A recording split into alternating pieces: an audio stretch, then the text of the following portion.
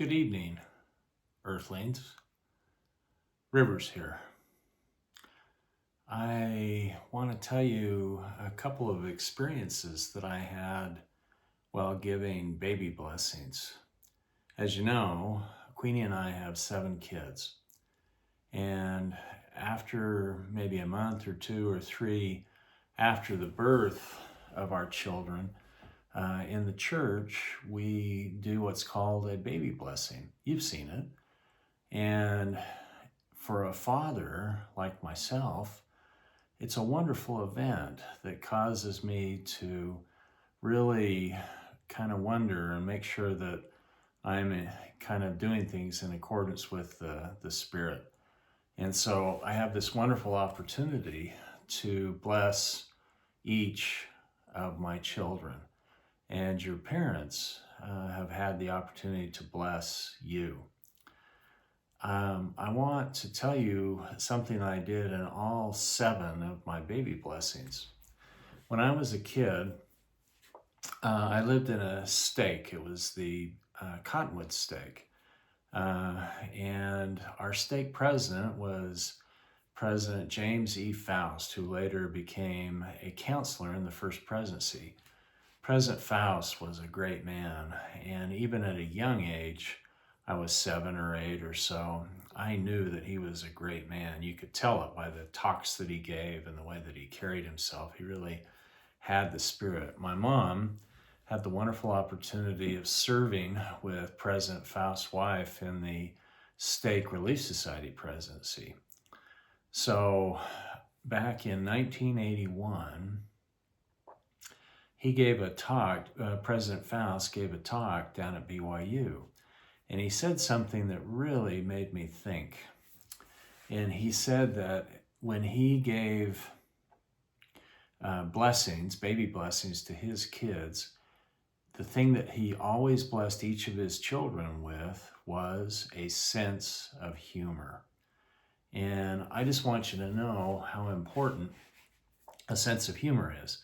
Now, a sense of humor is not where you just laugh out loud all the time and everything's funny and nothing's sacred or anything like that. But a great sense of humor recognizes the incongruencies of life. You see how things are kind of funny. And my mom and dad both had wonderful senses of humor. And I lived in a home that cultivated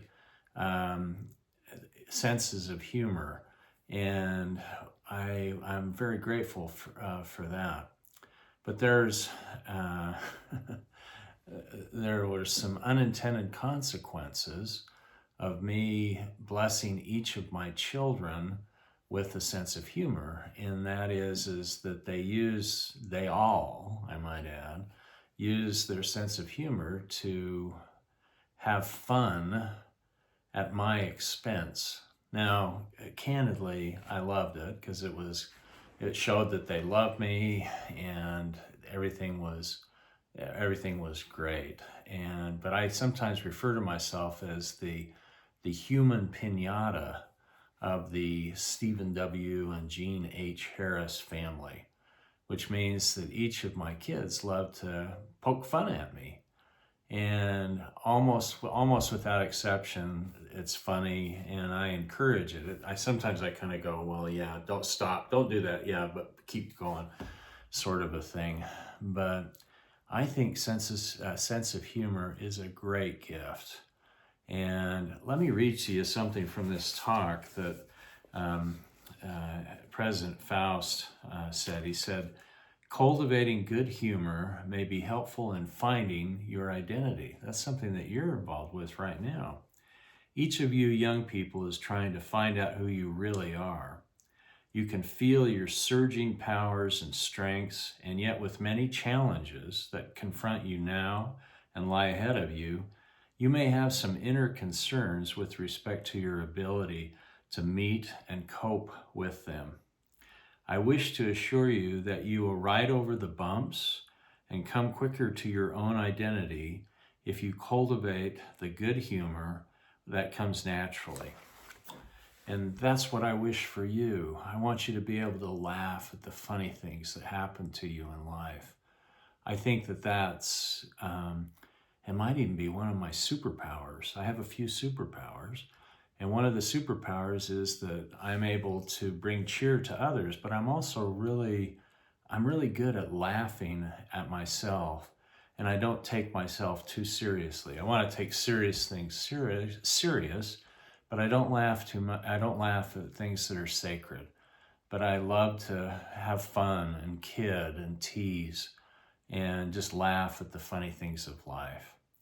So I want you to cultivate, to tend, to develop your senses of humor, and make sure that your senses of humor come out of love and kindness rather than coming out of belittling. So be funny.